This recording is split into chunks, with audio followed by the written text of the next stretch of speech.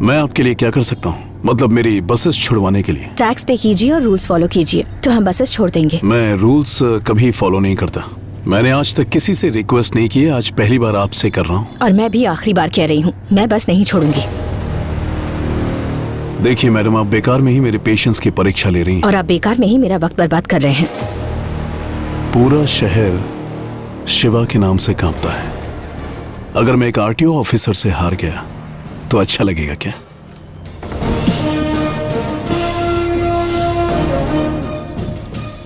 आप जानते हैं, ये पूरा डिपार्टमेंट ज्योति की बहुत रिस्पेक्ट करता है। अगर मैंने कॉम्प्रोमाइज कर दिया तो वो अच्छा लगेगा क्या? अगर कभी किसी को न समझ सको तो चलेगा बेटा, पर किसी को गलत मत समझो। तुम और तुम्हारा भाई दोनों एक साथ पले बड़े हैं। तुम्हारी भाभी ने पहले ही कह दिया था कि तुम दोनों के बीच कोई आएगा तो तुम ऐसा ही बर्ताव करोगे। शादी के बाद तुम्हें इसलिए दूर नहीं भेजा कि वो तुम्हें पसंद नहीं करती। तुम्हें मेरे पास इसलिए भेजा ताकि तुम अपने पैरों पर खड़े हो सको। यहाँ पर तुमसे काम करवा कर वो तुम्हें नौकर नहीं बनाना चाहती थी, बस ये चाहती थी कि तुम अपनी जिम्मेदारियों को समझ लो। पल्लवी को तुमसे हमेशा के लिए दूर करने के लिए यहाँ से नहीं भेजा, बल्कि इसलिए भेजा कि तुम दोनों एक हो सको। तुम्हें पता है उसने मुझे यहाँ अचानक क्यों बुलाया? वो अपने पापा की दी हुई जमीन कम दाम में बेचना चाहती है ताकि तुम सेटल हो सको और मैं पल्लवी के पापा से उसका हाथ तुम्हारे लिए मांग सकूं। हम मिडिल क्लास वाले लोग हैं बेटा। अगर घर में एक सदस्य भी बढ़ जाए तो खर्चा बढ़ जाता है। और जब मैंने उससे पूछा कि इतने सालों बाद भी बच्चा क्यों नहीं प्लान कर रहे, तो उसने कहा मुन्ना भी तो हमारा ही बच्चा है, पहले उसे सेटल होने दो। वो तुम्हारी जिंदगी बर्बाद नहीं कर रही, तुम्हें एक नई जिंदगी दे रही है। तुम्हारी जिंदगी को खुशियों से भरकर उसे बेहतर बनाने की कोशिश कर रही है। रिश्ते कच्चे धागों की तरह होते हैं, टूट गए तो इन्हें जोड़ने में गांठ पड़ जाती है। इसलिए अपनी सोच को बदलो। मैडम, मुझे परेशान मत करो। जो तुम चाहते हो वो नहीं होगा। अच्छा, तो जैसा मैं चाहता हूँ वैसा नहीं होगा। बचपन से लेकर आज तक मैं कभी हारा नहीं हूँ। ये बात आप शायद जानते नहीं हैं।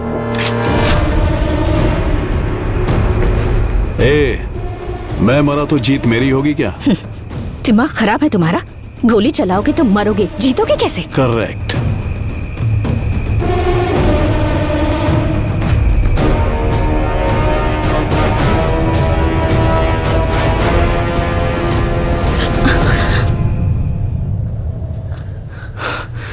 मुन्ना, तुम यहाँ? वो चाचा ने मुझे मुन्ना,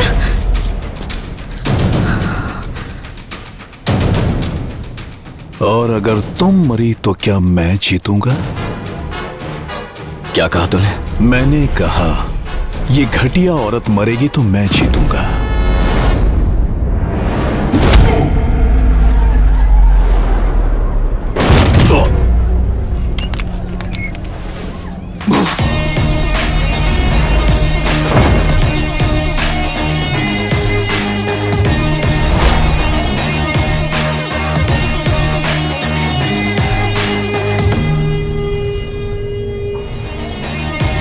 तूने जिस औरत को गाली देने की हिम्मत की है ना,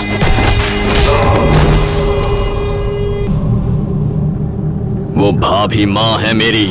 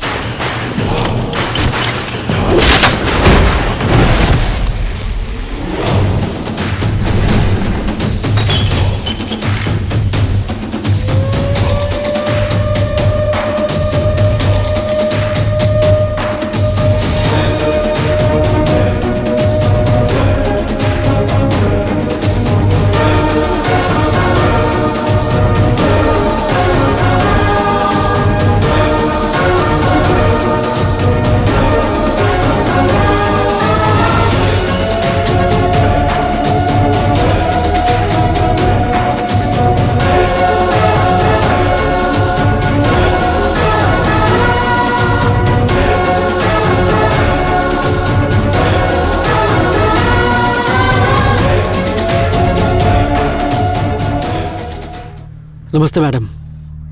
मैडम नमस्ते।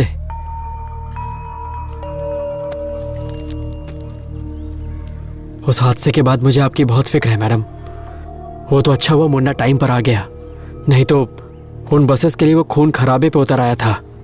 मैं उस शिवा को अच्छे से जानता हूँ, वो हार नहीं मानेगा।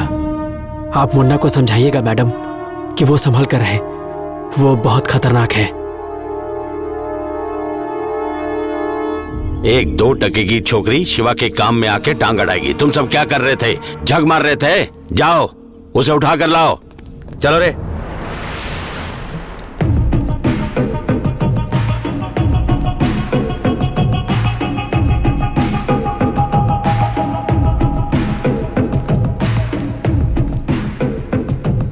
मुन्ना, वहां जो कुछ भी हुआ वो प्रोफेशनल इशू था।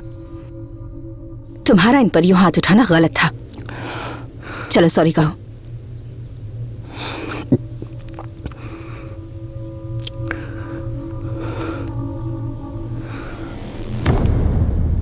सर, हम मिडिल क्लास लोग हैं।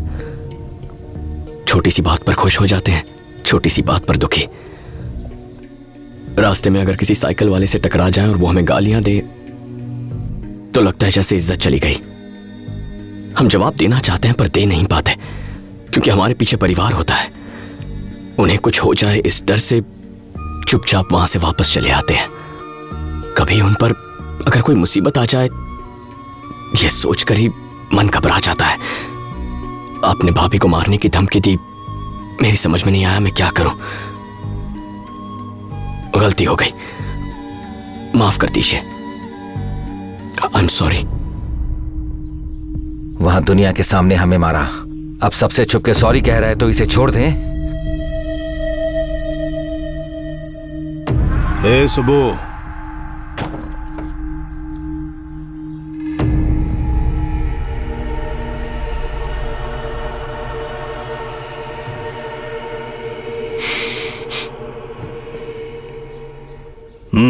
उम्मीद करती हूँ कि हमारी लड़ाई यहीं खत्म हो जाएगी और इसके आगे कोई प्रॉब्लम नहीं होगी।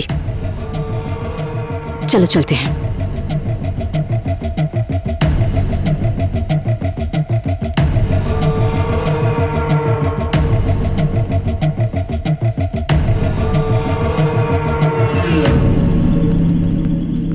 उसे ऐसे क्यों जाने दिया भाई? ठोक देते। पूरे शहर को यह पता भी तो चलना चाहिए कि शिवा भाई पे हाथ उठाने का मतलब क्या है। पूरे शहर को बताने की जरूरत नहीं है, सिर्फ उसे। क्या हुआ? 1 मिनट, लगता है चाबियां अंदर ही रह गईं। मैं जाकर लेकर आता हूं। वो मर जाएगा तो मैं हार गया। बस एक बंदूक क्या तान दी, उसने सीधा शिवा के ऊपर हाथ उठाया।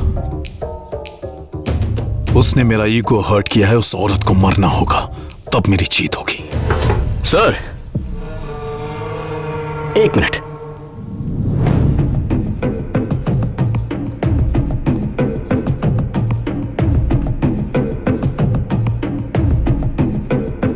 बात करनी थी। अभी जो एक्शन हुआ उस पे आपने कोई रिएक्शन ही नहीं दिया था। इनके चेहरों को देखकर लगता नहीं कि ये मुझे जिंदा छोड़ना चाहते हैं। इसे देखिए कैसे घूर रहा है। मैं तभी समझ गया कि आपका प्लान कुछ और ही है। आप अभी छोड़ देंगे फिर बाद में मार देंगे। बिल्कुल सही गैस किया है, लेकिन मरोगे तुम नहीं, तुम्हारी भाभी। हाथ मैंने उठाया, फिर उन्हें क्यों? तेरी गलती की सजा उसकी मौत है, और उसके बाद तू जितना तड़पेगा उसी में मेरी असली जीत होगी।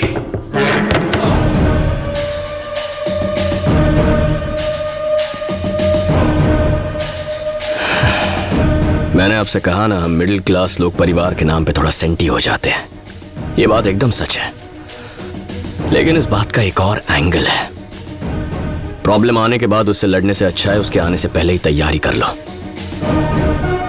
प्याज के दाम 2 रुपए भी कम हो जाए तो हम 4 किलो एक्स्ट्रा खरीद लेते हैं। कहीं आना जाना हो तो 3 महीने पहले टिकट बुक करवा लेते हैं। 50 पैसे पेट्रोल का दाम बढ़ने की खबर पे आधा किलोमीटर लाइन लगाकर रात को 12 से पहले पेट्रोल भरवा लेते हैं। जहां हम ऐसी छोटी छोटी चीजों में इतना ख्याल रखते हैं, तो सोचो जब बात हमारे परिवार की हो तो हम कितना ख्याल रखेंगे। मुझे लगता है आप अपने प्लान्स को पूरा करके ही मानोगे। मैं भी आप ही के जैसा हूं।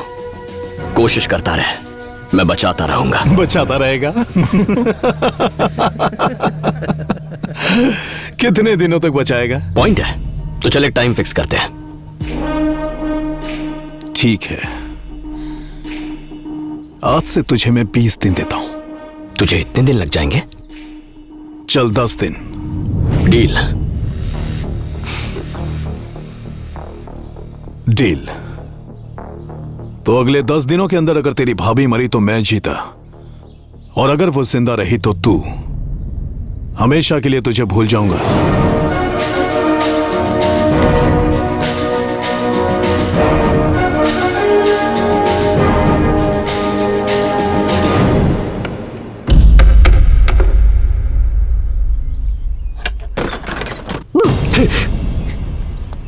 जान लोगे क्या? मेरी जान लोगे? इस महीने की 20 तारीख बहुत शुभ है, चलेगी ना? शुभ है मतलब किसके लिए? हमारी शादी के लिए। हे, घर से चली गई तो लगा पीछा छूट गया है। मैंने पापा को हमारे बारे में बता दिया, वो यहाँ दीदी से बात करने आए हैं। चलो। अगर किसी को आंगन में पेड़ लगाना हो, वो केले का पेड़ लगाता है, कोई बरगद का पेड़ नहीं लगाता। अगर लोग फल देने वाले पेड़ के बारे में सोचते हैं तो मैं एक काम करने वाले दामाद की उम्मीद भी नहीं रख सकता क्या? सारे बाप एक ही जैसे होते हैं, झूठे। तुम चिंता मत करो, चाहे मेरे पापा मना करे या दीदी मना करे या तुम मना करो, शादी तो तुमसे ही होगी। अगले साल मेरा बीटेक खत्म हो जाएगा, उसके बाद जॉब कर लूंगी और ये घर संभाल लेगा। सिंपल। देखा कैसी बातें कर रही है? इसकी गोल गोल बातें सुनकर मैं तंग आ गया हूँ। इसे आजादी देकर मैंने बहुत बड़ी गलती की। पहले आजादी दी और जब आजाद हो गई तो तकलीफ हो रही है। जिसका गुस्सा इतना तेज हो उसे अपनी बेटी कैसे दूं? इसने उस गुंडे शिवा से फाइट की। तुमने फाइट की? पापा, मेरी किस्मत तो चमक गई। मुझे तो कुक के साथ में बॉडीगार्ड भी मिल गया। मेरी तो लाइफ सेट है। वो लड़ाई अब खत्म हो चुकी है, आप मुन्ना को गलत समझ रहे हैं। लड़ाई जंगल की आग की तरह होती है, सब कुछ जलाकर राख कर देने तक खत्म नहीं होती। आप मेरी बात समझ नहीं। मुझे मत समझाओ। तुम पे भरोसा करके मैंने अपनी बेटी को यहाँ छोड़ा था और तुमने उसे एक गैर जिम्मेदार आदमी के हाथ में सौंप दिया। कैसी बहन हो, अपनी छोटी बहन को भी नहीं संभाल पाई। बस बहुत हुआ। भाभी के खिलाफ एक शब्द भी कहा ना तो अच्छा नहीं होगा।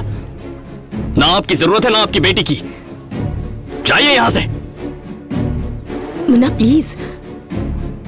क्या कहा था? ये लड़ाई झगड़ा नहीं करता। इसके बात करने का तरीका तो देखो। इसका बस चले तो जान ही ले ले। तुम अब चलोगी या हमारी नाक कटवाओगी? मैं बाहर इंतजार कर रहा हूं।